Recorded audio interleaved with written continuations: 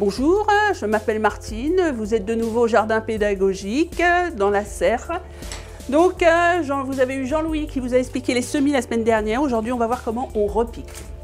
Premièrement, il vous a montré un petit peu comment réaliser une plaque alvéolée, comment réaliser une terrine. Et ensuite, il vous a aussi montré comment repiquer directement en pot. Alors, pour maintenant le repiquage, eh bien, tout simplement, on va commencer par la terrine. Prenez un petit ustensile comme ça, hein, un petit bâton, une petite... Et vous allez, je vais me mettre de profil comme ça, et vous allez délicatement décoller en profondeur pour ne pas abîmer les racines et sortir donc le plant. Il faut qu'il y ait minimum 4 feuilles pour faire un repiquage. Une fois que vous avez votre petite plantule, vous allez prendre un petit gobelet. Donc là, je vais y placer un petit peu de terre, pas jusqu'en haut, hein. Et je place au milieu. Ensuite, on appelle ça un repiquage profond. Donc 4 feuilles, on met un petit peu de terre, je place ma plantule au milieu. Alors, qu'est-ce qu'un repiquage profond? Tout simplement, comme le mot l'indique, hein, on enterre un petit peu la tige. Ensuite, pouce index, j'assois ma plante, je remets un petit peu de terre. Et pour être vraiment dans les termes horticoles, je rase pour que quand l'eau, vous allez arroser, l'eau n'arrive pas sur l'extérieur mais va vraiment sur le milieu de la plantule. Ensuite, vous avez fait ça, bien voilà, vous avez un repiquage, 4 feuilles, un repiquage profond. Premier repiquage. Deuxième repiquage, donc la plaque alvéolée. Eh bien, l'avantage de ça, c'est qu'on n'abîme pas les racines. Vous avez déjà la motte qui est installée et la plante ne souffrira pas au moment du repiquage. La même chose, repiquage profond, je place un petit peu de terre, je place ma micro-motte en plein milieu. Repiquage profond, donc j'enterre un petit peu la tige.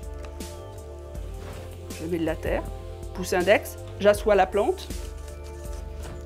Et ensuite, tout simplement, on rase avec les index, raser, pour obtenir quelque chose de plat, pour que l'eau puisse aller jusqu'en bas du pot. Là, vous avez donc deuxième repiquage profond. Donc, dans quelques jours, vous allez obtenir évidemment une plante comme celle-ci. Ensuite, vous avez donc, Jean-Louis vous a montré comment repiquer 2 graines assez grosses, courge, concombre, melon. Alors celle-ci, je ne vous montre pas parce qu'elle ira directement le 15 mai sur les extérieurs pour la 3e session. Je vais vous expliquer comment on fait un repiquage flottant. Un repiquage flottant, pour aujourd'hui, j'ai choisi un fraisier et j'ai choisi de la laitue. Alors, qu'est-ce qu'un repiquage flottant? Eh bien, tout simplement, vous avez un collet. Ici, vous avez un collet. Et ce collet, en aucun cas, il faut le mettre dans la terre. Alors, pour ça, tout simplement, eh bien, je vais remplir par contre mon pot. À l'aide d'un petit tuteur ou un petit bâton, faites un petit trou en plein milieu. Et là,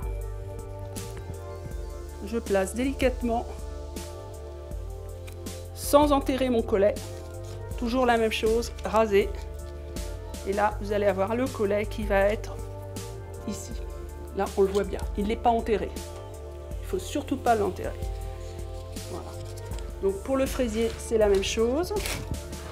On va faire un repiquage flottant. Repiquage flottant, pareil. Un petit trou. J'enterre pas mon collet, c'est la partie qui est juste ici. Il ne faut absolument pas qu'il y ait de la terre jusque là, sinon elle va pourrir. Et là, j'assois ma plante.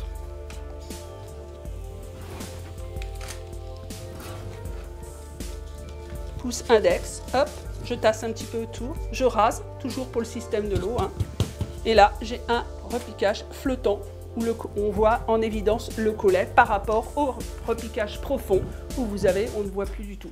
Le système racinaire va se faire sur la tige. Pourquoi faire un repiquage? Eh bien tout simplement parce que pour 2 causes.